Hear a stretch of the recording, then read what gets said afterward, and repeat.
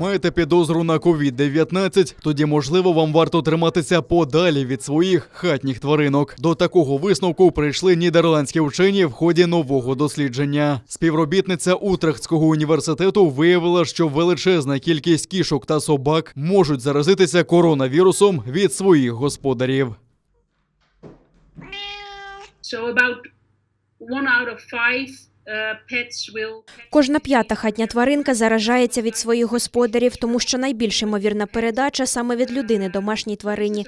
Це дуже поширено, але з іншого боку, на щастя, хвороба у тварин протікає не дуже важко.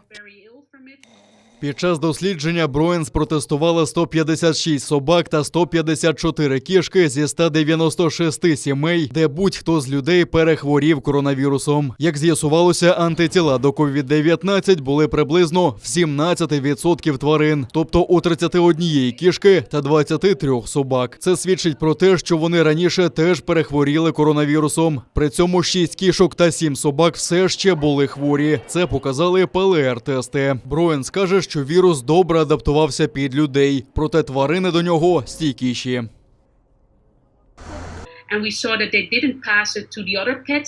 Ми побачили, що хатні тварини заразили вірусом інших і що всі вони досить швидко одужали. Вони навряд чи є розповсюджувачами, поки не описано жодного випадку передачі вірусу від домашніх тварин людині.